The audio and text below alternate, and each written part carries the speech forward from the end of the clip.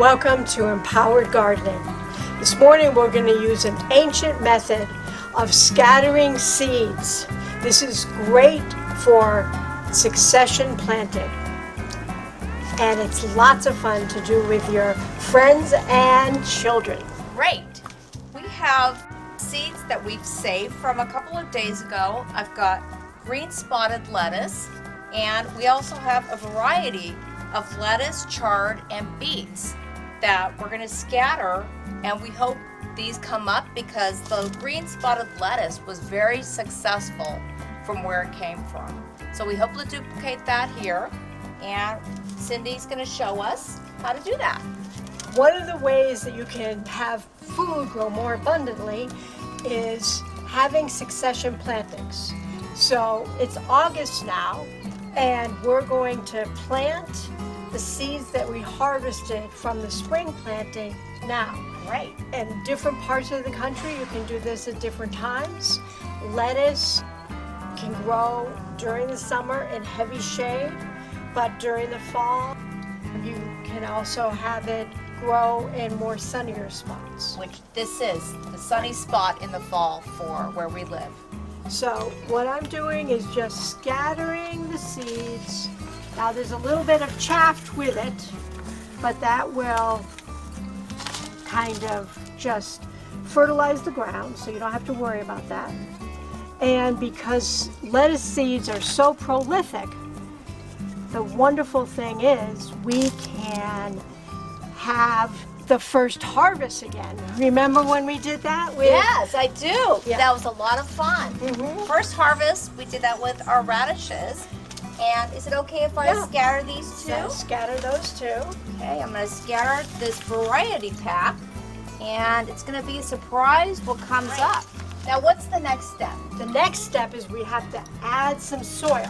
Oh, we have And the I soil made some right nice, here. good soil. Yes, we do.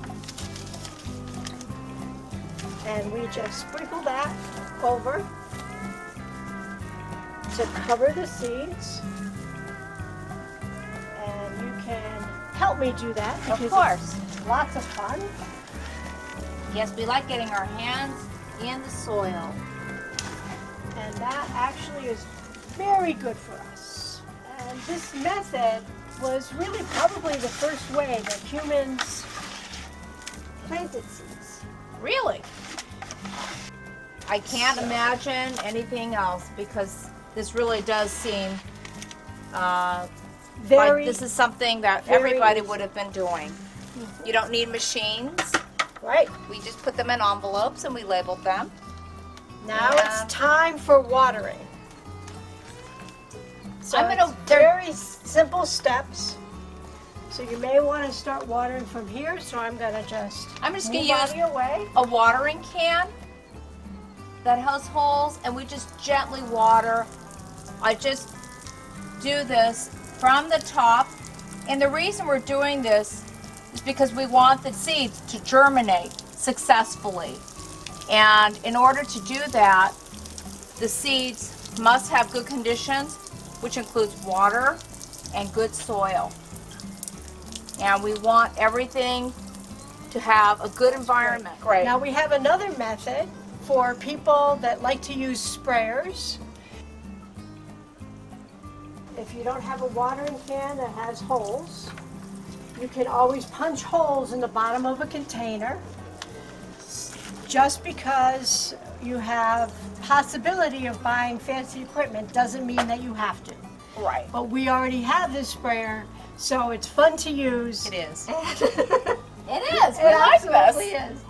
So this sprayer, I originally bought it to keep cement and mortar wet, but you can obviously use this to water a small area gently if you don't want to use a heavier can. And this also, if you have issues lifting things, this is easy because you don't have to lift something heavy or be worried about something falling.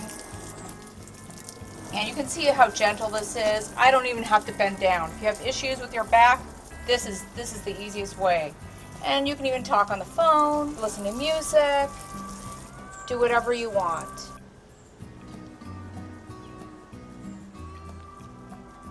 Well, we thank you for coming and watching us. We hope you'll come visit us again. Please subscribe to the channel, Eco Cindy, and like it and give it a thumbs up. Bye. Bye for now.